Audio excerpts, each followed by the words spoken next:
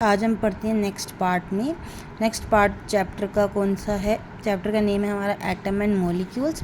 हम बताया था कि एटम जो होता है वो इनडिविजिबल पार्टिकल होता है। वहीं हमने मॉलिक्यूल्स के बारे में बताया था कि number of atoms, that mean atom से मिलकर ही क्या बनते हैं, मॉलिक्यूल्स बनते हैं। जैसे एटम है हमारे पास H+H हाइड्रोजन का हमारे पास है H2+O, क्या बना हमारे पास H2O का मॉलिक्यूल बना है। तो उसके लिए हमें क्या है, अगर हमें मॉलिक्यूल बनाना है तो हमें क्या करना पड़ेगा, मॉलिक्यूल बनाने के लिए हमें कुछ लॉज को फॉलो करना पड़ेगा। एंटोल एंड लुईशियर ने हमें कुछ लॉज को केमिकल कॉम्बिनेशन करने के लिए हमें कुछ लॉज के बारे में बताया। उन लॉज में से फर्स्ट लॉ था लॉ ऑफ कंजर्वेशन ऑफ मास। इसमें मैंने बताया था कि जो मास of reactant, that mean hydrogen plus oxygen react कर रहे हैं एक दूसरे के साथ, रिएक्टेंट है, और वाटर जो है वो बनने वाला प्रोडक्ट है। That mean mass of reactant is equals to mass of product. That mean sum of mass of reactant equals to mass of product. Law of constant, second law था हमारे पास law of constant proportion. That mean जब भी हम chemical combination करेंगे, first तो उनका मास क्या होना चाहिए, कंजर्व रहना चाहिए। कोई मास कहीं भी जाए डिस्ट्रॉय होना चाहिए, ना ही अदर क्रिएटेड। ये नहीं है कि हमने 1 ग्राम और 8 ग्राम बनाए तो यहाँ पर 9 की जगह 10 ग्राम बन गए, तो ना ही क्रिएट होगा। और ये ऐसा भी नहीं है कि 1 ग्राम प्लस 8 ग्राम बनाए तो यहाँ पर हमें 7 ग्राम होगा, तो ना ही डिस्ट्रॉय भी नहीं होगा। तो जो मास है वो ना तो क्रिएट हो सकता है ना ही डिस्ट्रॉय हो सकता है। सेकंड था हमारे पास law of constant proportion. That mean अगर कोई एटम्स जुड़ेंगे और मॉलिक्यूल बनाएंगे या केमिकल कॉम्बिनेशन होगा, तब उसमें एक कंडीशन होगी, उसमें केमिकल कॉम्बिनेशन होगा तो उसमें एक कंडीशन होगी कि उनमें जो लॉ है, उनमें जो प्रोपोर्शन है, दैट मीन उनका जो रेशियो है, मास का रेशियो, किसका रेशियो, मास का रेशियो जो होगा, मास का जो रेशियो होगा वो क्या रहेगा, सेम रहेगा। अब देखिए हाइड्रोजन में हमारे पास 2 एटम्स हैं, तो दो, अगर एक का मास कितना है 1 ग्राम, तो 2 एटम्स का मास कितना हुआ 2 ग्राम, ऑब्वियस है। ऑक्सीजन का हमारे पास एक ही एटम है और एक एटम का मास होता है 16 ग्राम, तो हमारे पास 1 × 2 2 इज इक्वल्स टू 16 × 1 कितना हो गया 16, और ये हमारे पास कट कर रेशियो आ गया 1:8। अगर हमें मॉलिक्यूल बनाना है एटम से तो वो एक रेशियो, प्रॉपर रेशियो में होगा। 1 से हमें हाइड्रोजन और ऑक्सीजन को जोड़ेंगे तो 1 कितना होगा 8। अगर 1 ग्राम अगर हाइड्रोजन ले रहे हैं तो हमें 8 ग्राम क्या लेनी पड़ेगी, ऑक्सीजन लेनी पड़ेगी। इस तरीके से हम नाइट्रोजन में जो NH3 है उसको भी हम समझ सकते हैं कि नाइट्रोजन और हाइड्रोजन, इसमें जो मास है कितना होता है, नाइट्रोजन का मास होता है 16 और हाइड्रोजन का मास होता है 1। इसलिए नंबर ऑफ एटम्स नाइट्रोजन में इसमें कितने हैं 1 और हाइड्रोजन कितने हैं 3। तो इस तरीके से हम जब मल्टीप्लाई करेंगे तो हमारे पास 14 कितना आ जाएगा 3। अगर हमें अमोनिया बनाना है, NH3 बनाना है, तो 14:3 में ही बनाना पड़ेगा। अगर ये रेशियो में नहीं बनाएंगे तो वो NH4 N2H2 या N2HO4 मतलब कुछ भी अदर हमें कुछ मिलेगा, अमोनिया हमें फाइंड नहीं होगा। उसके बाद जो आए थे जॉन डाल्टन ने भी सेम इसी जो लॉ ऑफ कॉम्बिनेशन, जो लॉ ऑफ केमिकल कॉम्बिनेशन था, उसके लिए अपनी कुछ एटमिक थ्योरी बनाई है ना। इनका जो बर्थ हुआ था 1766 में इंग्लैंड में हुआ था। इनका जो करियर था ये एज ए टीचर, इन्होंने अपनी 12 की एज में टीचर की जॉब को, मतलब टीचर में अपना करियर एस्टेब्लिश किया। और इन्होंने 1793 में एक प्रिंसिपल का रोल जो है, इन्होंने रोल अदा किया, जो रोल अपनाया इन्होंने, मतलब प्रिंसिपल कहीं के, मतलब किसी स्कूल के ये प्रिंसिपल बने।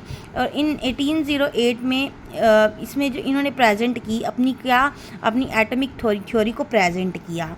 अब डाल्टन की एटमिक थ्योरी क्या बताती है कि all matter whether and elements, इसने बताया कि अगर कोई एलिमेंट है, कंपाउंड है, एलिमेंट मैंने आपको बताया लास्ट चैप्टर में आपने एलिमेंट और कंपाउंड के बारे में पढ़ा और मिक्सचर के बारे में पढ़ा।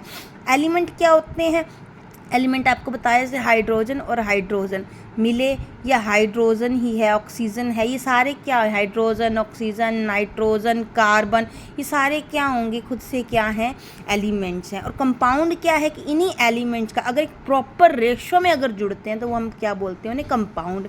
और अगर एक प्रॉपर रेशो में नहीं जुड़कर किसी तरीके से भी, अगर हमने कोई भी उल्टा सीधा कुछ भी जोड़ा, कुछ भी हमने मिक्स किया तो हमने उसका क्या नेम दे दिया, मिक्सचर। कोई ऐसा अमाउंट नहीं है कि इसमें 2 ग्राम ये होना चाहिए, 1 ग्राम ये होना चाहिए, 5 ग्राम ये होना चाहिए।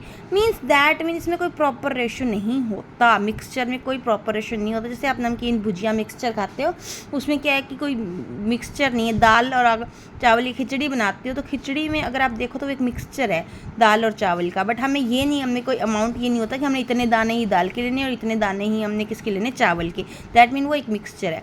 बट कंपाउंड से NaCl, हमने नमक बनाना है तो नमक बनाने के लिए हमें क्या Na और Cl का एक प्रॉपर क्या लेना पड़ेगा, मिक्सचर लेना पड़ेगा, एक प्रॉपर रेशियो लेना पड़ेगा, जिसे हम क्या कहेंगे, कंपाउंड कहेंगे, है ना।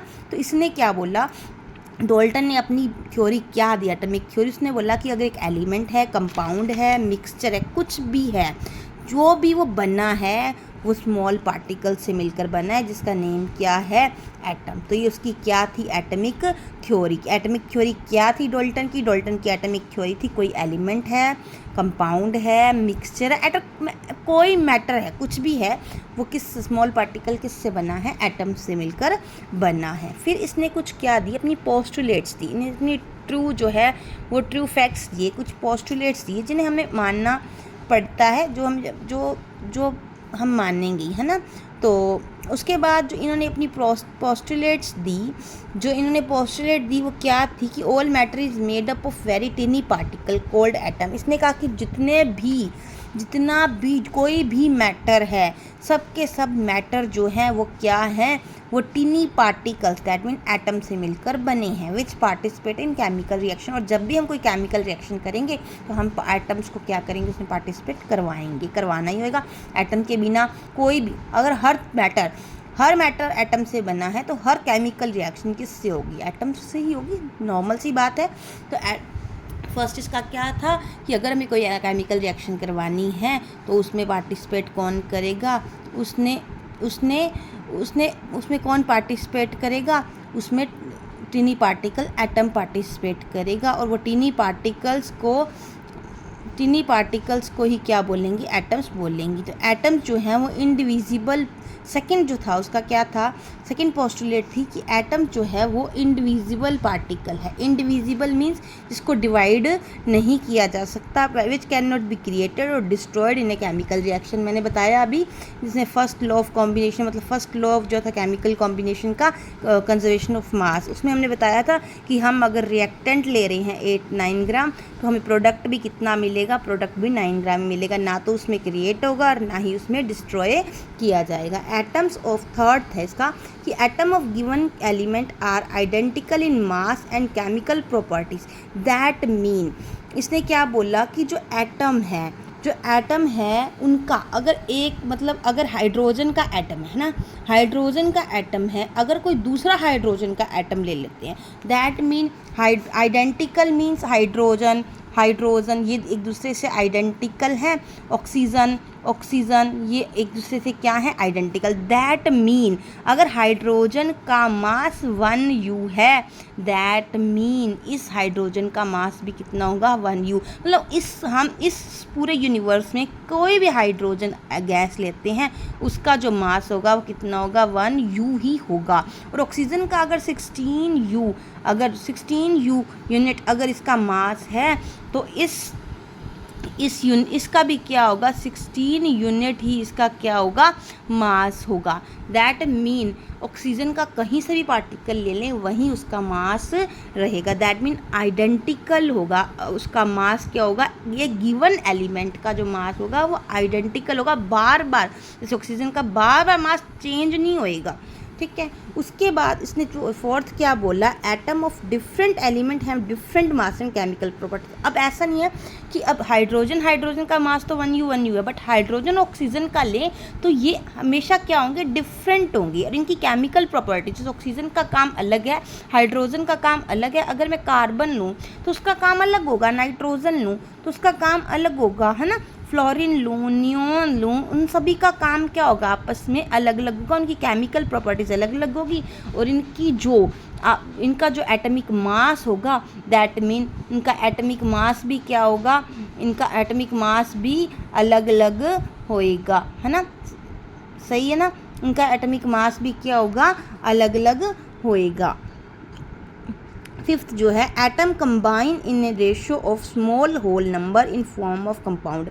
दैट मीन जब एटम किससे बनेगा, एटम जैसे H2 प्लस O, हमें क्या बना, H2O बना। जब ये पूरी कॉम्बिनेशन हुआ, जब ये मॉलिक्यूल बना, जब ये कंपाउंड बना, तब इसमें ये नहीं है कि हम 0.8 जो है 0.8 U जो है हम क्या ले रहे हैं हाइड्रोजन, और 1.28 हम क्या ले रहे हैं ऑक्सीजन। ऐसा नहीं है।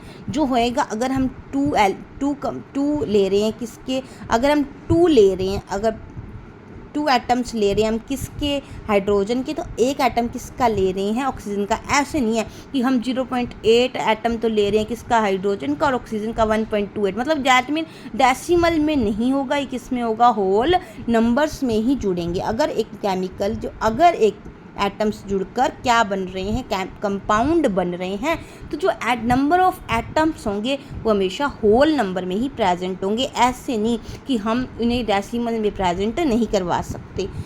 उसके बाद the relative number and kind of atom are constant in a given compound. That relative number, that mean hydrogen अगर 2 है, हाइड्रोजन अगर 2 है तो इसका जो रिलेटिव नंबर होगा 2 है ना, इसका जो रिलेटिव नंबर होगा 2, इसका रिलेटिव नंबर कितना है 1, इसका जो रिलेटिव नंबर होगा। और अगर हाइड्रोजन और ऑक्सीजन को मिलाने से ही क्या बनेगा, वाटर बनेगा। ऐसे नहीं कि नाइट्रोजन और ऑक्सीजन को हमने मिलाया, वो भी हमने क्या बना लिया, वाटर बना लिया, या हमने कार्बन प्लस ऑक्सीजन को मिलाया, वो भी हमने क्या बना लिया, वाटर बना लिया। ऐसा कुछ नहीं होगा। कि काइंड ऑफ एटम्स, एटम्स का जो काइंड है या फिर जो रिलेटिव नंबर है वो हमेशा क्या रहेंगे, वो हमेशा कांस्टेंट रहेंगे, फिक्स रहेंगे। दैट मीन उनको हम चेंज नहीं कर सकते। हम किसी से भी, किसी को भी पकड़कर, एरे गैरे कोई भी एटम्स को पकड़कर हम वाटर नहीं बना सकते, हम एरे गैरे को पकड़ के हम ओजोन नहीं बना सकते, हम किसी एरे गैरे को पकड़कर हम कार्बन की और जो है CH4 CH3 हम ये नहीं बना सकते, है ना। तो जैसे हम कुछ भी है, जो भी है रिलेटिव नंबर होगा उसका क्या रहेगा, वो कांस्टेंट ही रहेगा। Thanks for watching.